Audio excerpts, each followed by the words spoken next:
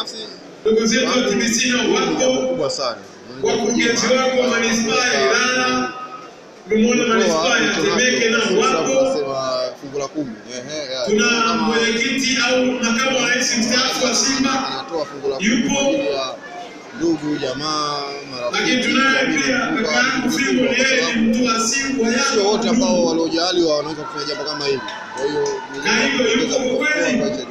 Wewe ni Tanzania One kwa sasa na kuna mashabiki wako wengi ambao walikuwa na hamu ya kukuona walemavu, lakini leo wamekuona, wamefurahi sana na wamependa kupiga picha na wewe. Umepokeaje labda situation hiyo? Mambo ni nzuri na kama sehemu ya kutimiza ahadi, ni moja ya sababu ambazo binafsi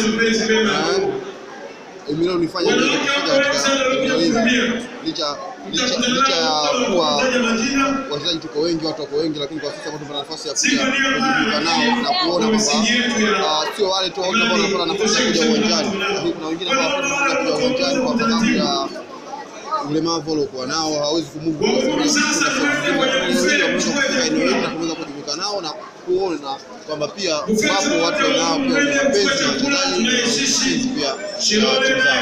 Wanasema ukitoa sadaka unabarikiwa, na kutoa sadaka au kushiriki katika nani ya walemavu nadhani inaweza ikachangia baraka nyingi mwakani kufanya vizuri kwenye klabu kubwa au ikiwa kwenda mbali zaidi kama Ishimura. Yaani hiki ni kitu cha kufanya sio leo tu, ni kitu ambacho tunafanya kila siku. Basi endelea kuwahudumia kwanza hapa, alafu tutapiga story za baadaye. Asante sana.